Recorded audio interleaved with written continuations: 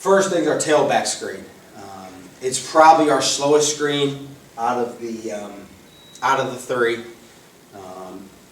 Really, our jailbreak screen and this are kind of, but this is probably the slowest. It's the one, I think, yardage-wise, we've had the most success from a per-play standpoint. First thing, and I'll tell you what, let's show it first, and then we half roll about 5 yards back, and it's not a middle screen, tailback screen. I don't know what you want to call it. It's kind of to the side there, tailback screen. And so, but you see, it takes a little bit to develop. And go back now. Okay. So to the left side. Okay. Our play side tackle. Okay.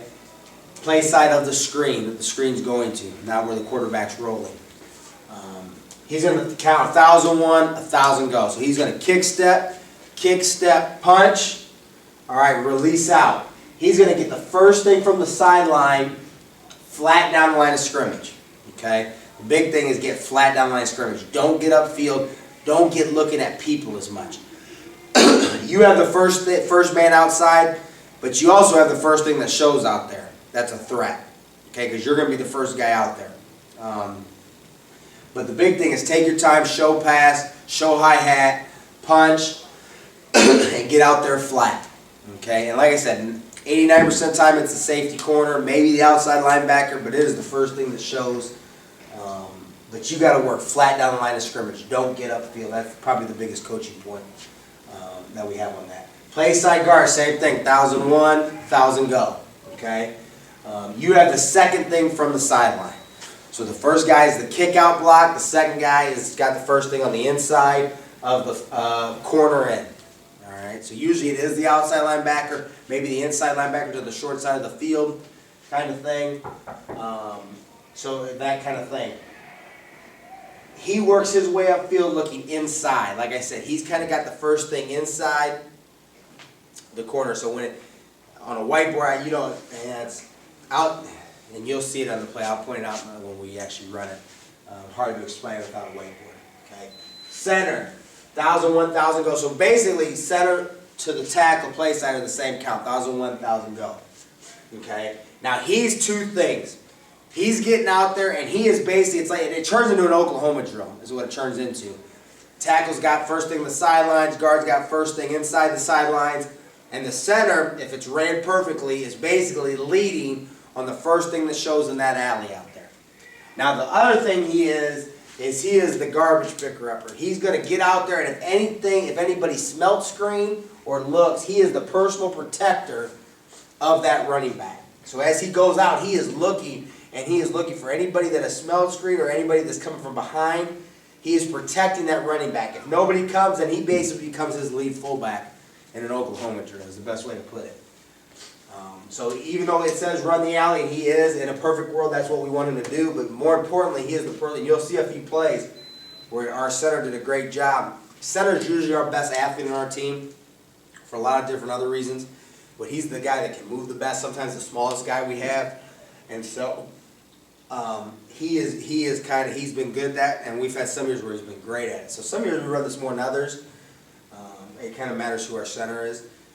Because I think he truly makes this play. Backside guard and tackle, they're going to reach to the quarterback rollout side. So they are going to step play side, zone basically. They're going to reach because the quarterback is setting up basically 10 yards behind the tackle. Our toes are at 5. He's going to half roll 5 yards back and throw back to the running back. But those tackles and guards are basically zoning and protecting him because the quarterback's behind him. Like I said, about 10 yards. Play side receivers. Now, I got outside go routes, and most of the time we will, it matters what coverage, if we're going to go after the safety, if we're going to run off the corner.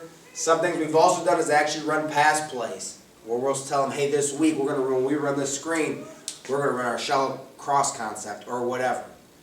All right? Because we know, hey, when they pick up a certain way, and sometimes if you tell a kid that to run a route, or they believe you're running a route, they actually run it hard. When you just say, hey, run a go, run the guy off, sometimes they go about 75%. And so it matters that this will change week to week, okay? But if I guess if you had to have a base rule, run a go, run them off. Turn outside shoulder, turn them out. Quarterback's going to half roll, like I said. He's going to roll away from where the screen's at, half roll, and should end up being about 10 yards back. Okay. And if you're taking steps from the snap, it's basically probably 4 or 5 steps. And he's going to hit and throw. And it is one of those timed out things, but really he should end up 10 yards back from the line of scrimmage. So you see he half rolls, those two reach. Tackle gets the first thing outside, guard gets in, and the center roll up. That was a pretty good play. Run that one more time.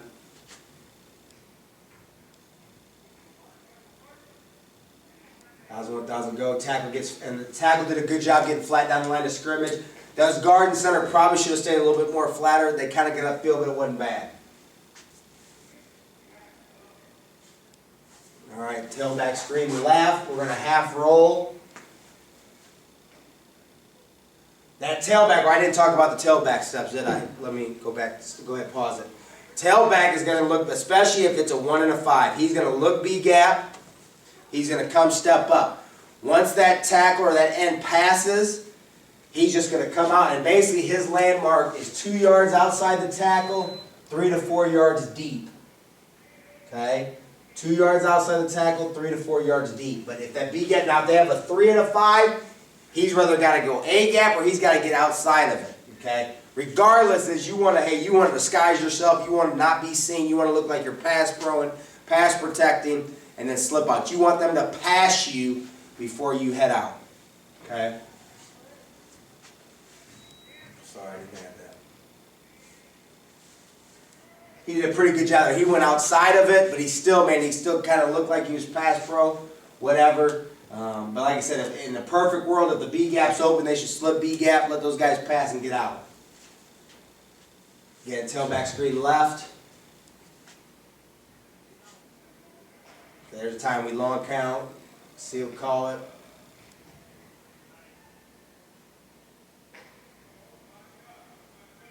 They see blitz, they sometimes go a little quicker. And it matters where the blitz comes from, matters where they're blitzing from. And we work hard on that with the running backs to get that timed out. Our next screen, our jailbreak screen, tunnel screen, whatever you guys want to call it. We've messed with this, doing double screen, swing screen to the right, jailbreak to the left, vice versa, whatever. We've gotten away from that. We just run jailbreak screen. I found, man, it's been one of our best plays for 11 years. It's always consistent. We've done a good job with it, and so we don't. When I started playing with it a few years back, about 6-7 years ago, we always just came back to he always did the jailbreak screen because that's what he felt comfortable with. And so I kind of got away from the double screen part of it. Go ahead. You want to show it real quick?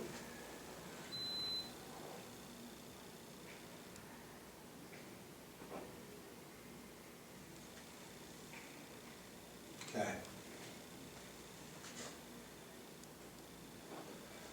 All right, so the outside receiver, usually, and 80% of the time we're throwing this to the outside receiver, but we've adapted over the last 5 or 6 years. We can throw it to our slot, we can throw it to a bullet motion running back. There's a lot of different ways we can run this. But who's ever getting the ball, okay, and usually, like I said, 8%, I'm going to teach it like the outside guy's getting the ball. Our outside foot's up. He is going to give a quick 1-2, plant, and he's going to go back to the quarterback. Now, this is something you do have to time out. Number one, the quarterback's got to have a little touch. He's got to have he is a 3-step drop, big 1, 2, 3. Once he plants and hits his third, big 3-step out of the gun, he's hitting throwing. And so basically what we do is we set up a cone. If say it was just a doubles 2x2 set. I set a cone right where the slot receiver would be. So right where his back foot is, I put a cone. And that's kind of that aiming point. It's been a good aiming point for us for the outside receiver. So as he gets to that cone, he's got to slow down, throttle down, so he can get his shoulder turn, dip, and as that ball's coming, and we tell that quarterback, you want to put it right to that opposite shoulder. So he can catch it and turn upfield and explode. And we tell that guy, hey, we tell that outside receiver, 1, 2, get first 2 steps speed, and then start throttling down. Okay, you don't want to be too slow. I always at 75%. So, and then when you catch it, you explode. All All right, so that's been a good coaching point and aiming point for us, kind of in these screens. Number 2 receiver. He's going to block the first thing from the sidelines. So 90% of the time it is the corner. It is not always the corner, but I'd say 90% of the time it is. All right, he's going to get out there. Now, we've changed this as time's gone on. Okay, we don't go immediately out there. Okay, when it's zone or it's a soft corner, he is going to get vertical until that corner presents an issue, or whoever he's going to get presents to be an issue. Now, as time's gone on, last 5-6 years, if that corner is 6 or 7 yards farther back pre-snap, we won't even block him. We're going to block straight out. So we're going to show vertical pass, show vertical, and then block the guy head up. But if he is 6 yard tight man, now if it's tight man, we're going to get him right now. Okay? But until he becomes an issue, we're going to get vertical. And as soon as he becomes an issue, then we go get him. Because if you just go, and it's a well-coached team, then that outside backer coming, everybody's coming. They come screaming. Okay? So, but he has the first thing on a normal rule. He's got the first thing from the sideline. Number 3 receiver, if we're in a trips look, okay, he's going to get the most dangerous inside the corner. Okay, so a lot of guys, if it's a guy over number 2 and a backer, we got to get him covered up. If it's a high safety over number 2 and a guy over number 3, it's the guy over him. So it's the most dangerous inside the corner. He's going to block. Okay. Play side tackle to that side. Okay. It's just like it's a little bit quicker than the tailback screen. It's 1,001. Boom. Hi hat. Go. But he does. You don't want to rush it. You don't. Man, it's a long 1,001 basically. Okay. 1,001. Hi hat. Go. Okay. And he is getting flat down the line. All right. If he's here, he's got to get flat down the line. He cannot get upfield. He has the first thing. Basically, him and number 3, by rule, have the same person. And we don't change it.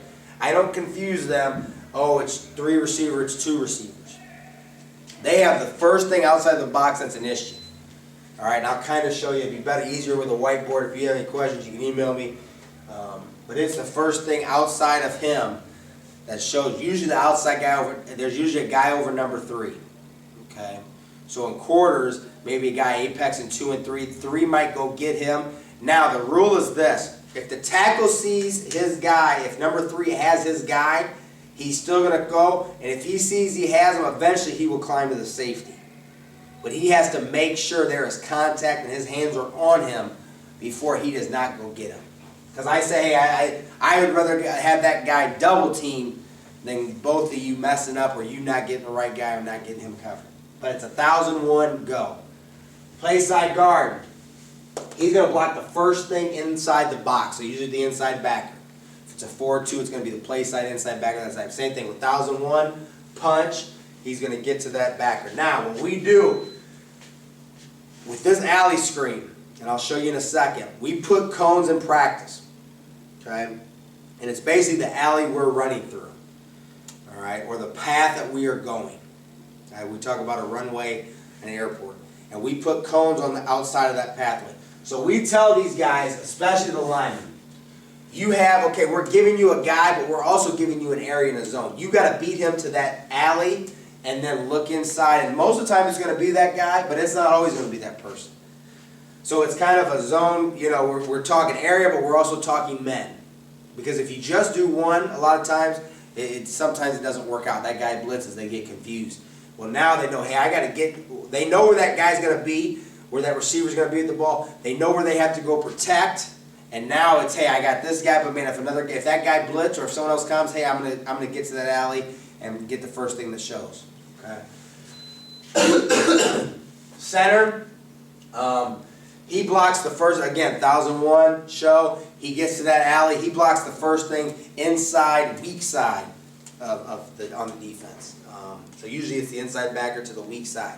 But again, he's getting a little bit higher of an aiming point than the play side guard, and he's looking to that guy, but he's getting also to that alley, on the inside of the alley. Backside guard, backside tackle. Backside guard has the first thing outside the box. The backside tackle, it matters who the DN is. Sometimes we will keep him on some games. Sometimes we'll release him. We've actually had more success releasing everybody. And the tackle's kind of, man, he gets to go run the alley, go get the safety, but also get to that alley, about 15, 20 yards on the inside of that alley, and kind of be the big play guy.